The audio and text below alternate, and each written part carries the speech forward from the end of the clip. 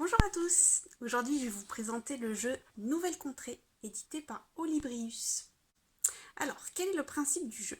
Le principe, c'est de partir en exploration de son livre. Un livre, n'importe lequel, de votre bibliothèque. Ça peut être votre dernier coup de cœur littéraire, un roman jeunesse, un magazine, le dictionnaire, ce que vous voulez, à condition qu'il y ait un minimum de texte. Et là, vous allez partir en exploration de ce livre, vous allez explorer le livre en vous promenant de marque-page en marque-page jusqu'à arriver jusqu'à la cité perdue. Et cette cité perdue va vous donner le sens caché de votre livre. Donc là, aujourd'hui, pour l'exemple, j'ai choisi le tome 1 de Harry Potter. C'est parti. Pour ce premier exemple, j'ai choisi Harry Potter et l'école des sorciers. Donc, première étape, j'installe mon campement. Donc, je l'installe plutôt au début du livre. Et puis, comme je suis l'éclaireur, je prends ceci. Vous allez tous être éclaireurs, hein, les uns après les autres, ça va tourner au fur et à mesure.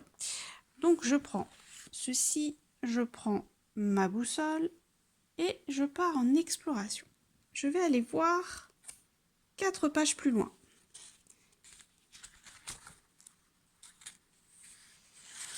1, 2, 3, 4. Et je découvre le texte. Je le découvre secrètement. Je lis les 6 premières lignes. Je les découvre dans ma tête. Je les lis. Et je vais choisir quelle va être la prochaine direction en fonction de ce que je viens de lire. Maintenant que j'ai lu le texte, je vais essayer de trouver secrètement quel est pour moi le marque-page qui va se rapprocher le plus de ce que je viens de lire. Et ce marque-page va donner la prochaine direction à suivre. Donc ça peut être soit le nord, soit ce marque-page pour l'est, celui-là pour le sud, ou celui-là pour l'ouest. Donc, si je regarde l'extrait que je viens de lire, je vais donc choisir maintenant quel est le marque-page qui me semble correspondre le mieux à ce que je viens de lire, parmi les 4 marque-pages de direction qui sont proposés. Moi, je pense que celui qui correspond, ça va être celui-là. Parce qu'avec sa boîte aux lettres, pardon, on parle de boîte aux lettres, on parle de lettres attendues, et là, je vois une machine à écrire qui est en train de taper un courrier. Donc, ça me semble le plus proche de ce qui correspond au texte.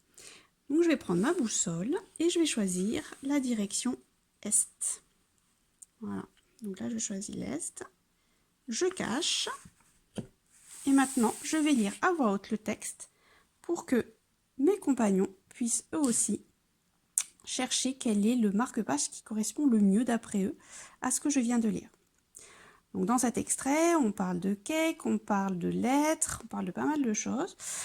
Effectivement, dans les marque-pages qui sont proposés, on pourrait hésiter entre, pourquoi pas entre celui-là, hein. Il y a peut-être des gens qui auront la même idée que moi par rapport à la machine à écrire, mais il y a peut-être des gens qui vont se dire, ah oui, mais il est en train de planter un clou avec un cake, ça pourrait être la nourriture, ça pourrait être celui-là. Effectivement. Donc là, les gens vont discuter entre eux pour choisir, d'après eux, quel est le bon marque-page et donc quelle sera la bonne direction à suivre. Admettons, tout le monde se met d'accord et tout le monde choisit ce marque-page-là, qui était celui que j'avais choisi. Donc là, effectivement, on peut avancer et continuer notre exploration. Et on va aller 9 pages plus loin. Si vous échouez dans la recherche du marque-page pour trouver la prochaine direction, vous perdez soit des lettres, donc les lettres, là, il y en a 26, c'est les 26 lettres de l'alphabet. Une fois qu'il n'y a plus de lettres, vous avez perdu. Donc soit on perd des lettres, soit on perd des missions. Donc c'est vrai que c'est intéressant de pouvoir faire des missions et de pouvoir les réussir au fur et à mesure de la partie. L'idée en fait quand on écoute un extrait, c'est de se concentrer à la fois sur les images et les marque-pages qui pourraient correspondre au texte, mais également dans le fond du texte, voir un petit peu si on ne peut pas résoudre certaines missions. Donc elles sont assez variées, là je vous ai donné quelques exemples.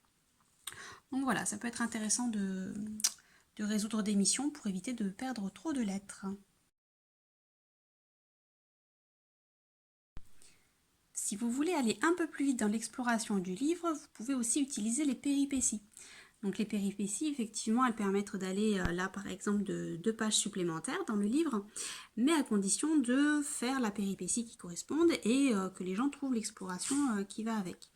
Par exemple, on peut lire le texte en commençant par la ligne du bas, puis en remontant en lisant la ligne du haut, puis la ligne d'au-dessus, etc. jusqu'en haut. Et dans ces cas-là, si on arrive à trouver le marque-page qui correspond, on a la péripétie qui nous permet d'avancer de quelques pages supplémentaires. Donc ça peut être assez sympa. En plus, elles sont vraiment chouettes, elles donnent vraiment envie de les utiliser rien que pour le plaisir de lire de manière un petit peu particulière. N'hésitez surtout pas à les utiliser.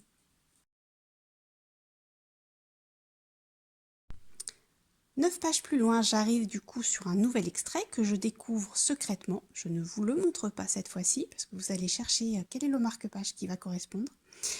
Donc, effectivement, comme j'ai enlevé une direction, j'ai complété en tirant sur la pioche tout simplement. J'ai pioché une nouvelle direction.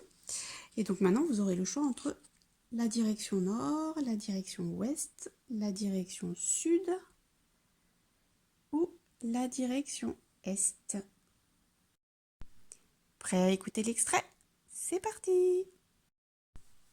Alors soyez pas surpris, des fois l'extrait commence en plein milieu d'une phrase ou se termine en plein milieu d'une phrase. C'est normal, c'est pas gênant, il faut vraiment bien lire toutes les 6 premières lignes en entier, même si ça coupe au milieu d'un mot des fois ou au milieu d'une phrase. Vous êtes prêts? C'est parti! Vernon d'un ton joyeux. Et monsieur a été assez aimable pour nous prêter son bateau. Un vieil homme édenté s'approcha d'eux d'un pas raide. Avec un sourire à faire froid dans le dos, il montra d'un geste de la main une vieille barque qui se balançait à la surface de la mer d'un gris métallique. À quelle direction ça vous fait penser?